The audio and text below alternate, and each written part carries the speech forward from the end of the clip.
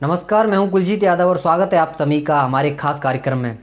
बेंगलोर, जिसे आधिकारिक तौर पर बेंगलुरु के नाम से जाना जाता है, भारत के कर्नाटक राज्य की राजधानी है।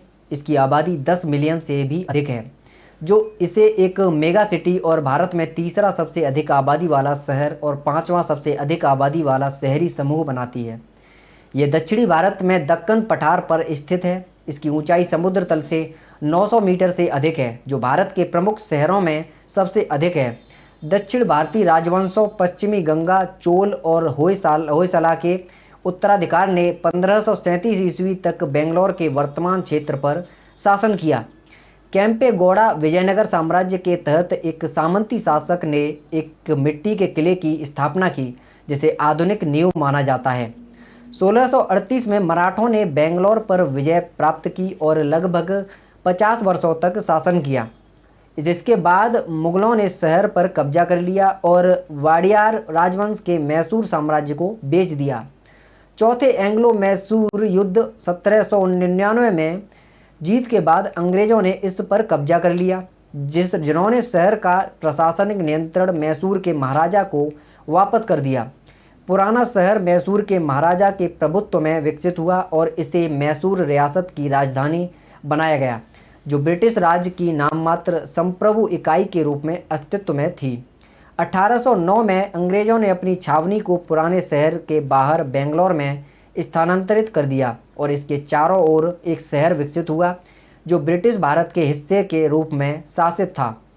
1947 में भारत की स्वतंत्रता के बाद बेंगलोर मैसूर राज्य की राजधानी बन गया और 1956 में नए भारतीय राज्य कर्नाटक के गठन के बाद भी राजधानी बना रहा। बेंगलोर की दो शहरी बस्तियां, शहर और छावनी, जो स्वतंत्र संस्थाओं के रूप में विकसित हुई थीं, एक में विलीन हो गईं। 1949 में शहरी केंद्र मौजूदा कन्नड़ नाम बेंगलुरु को 2006 में शहर का आधिकारिक नाम घोषित कर दिया गया था। देश के अग्रणी सूचना प्रौद्योगिकी आईटी निर्यातक के रूप में अपनी भूमिका के कारण बेंगलोर को कभी कभी भारत की सिलिकॉन वैली या भारत की आईटी राजधानी कहा जाता है। भारतीय तकनीकी संगठनों इसरो, इंफोसिस, विप्रो और एचएएल का मुख्यालय शहर में है। जनसांख्यिकी रूप से विविध शहर बेंगलोर भारत में दूसरा सबसे तेजी से विकसित होने वाला प्रमुख महानगर है। ये भारत में कई शैक्षणिक और अनुसंधान संस्थानों का घर है।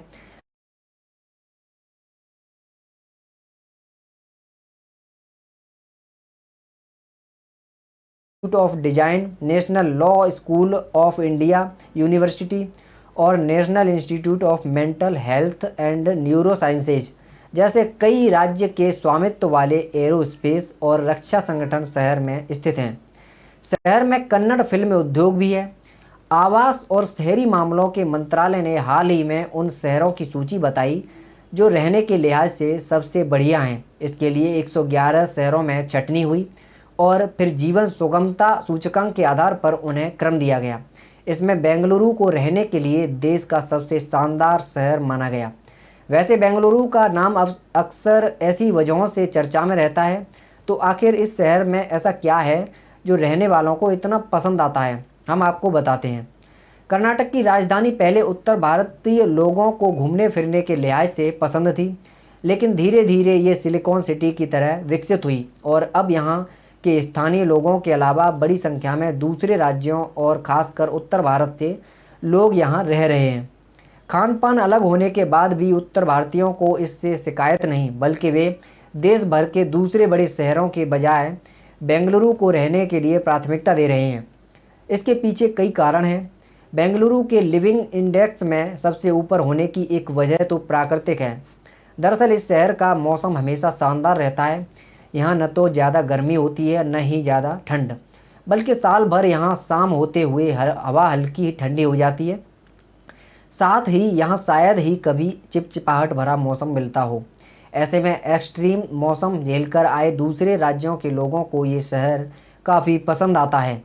बेंगलुरु की जीवन शैली दूसरे मेट्रोज के मुकाबले काफ़ी सस्ती लेकिन आरामदेह है। यहाँ घर लेने के लिए दिल्ली, मुंबई की तरह भारी किराया नहीं देना पड़ता। हाँ, ये बात ज़रूर है कि किराए पर घर लेते हुए मकान मालिक कई तरह की शर्तें रख सकते हैं ताकि आसपास रहने वालों को कोई असुविधा न हो। इसके अलावा एक मुश्त रकम ली जाती है जिसे सिक्योरिटी अकाउंट कहते हैं। आमतौर पर ये पैसे घर खाली करते हुए वापस हो जाते हैं। इसके अलावा खाने पीने की और ज़रूरत की दूसरी चीज़ें भी यहाँ कम कीमत पर उपलब्ध हैं। एक और वजह भी आर्थिक है। बेंगलुरु के सिलिकॉन सिटी की तरह विकसित होने के बाद से यहाँ रोजगार के मौके बढ़े। आईटी के अलावा मैन्युफैक्चरिंग में भी यहाँ निजी के अलावा सरकारी कंपनियों ने भी काफ़ी निवेश किया। अगर आप में प्रतिभा और अनुभव है तो यहाँ मनचाहे पैसे मिल पाते हैं। ये भी इस शहर की ओर युवाओं को आकर्षित कर रहा है। इसके अलावा ये शहर बहुत ही ज़्यादा जैसे दूसरी राजधानियों से एकदम अलग है।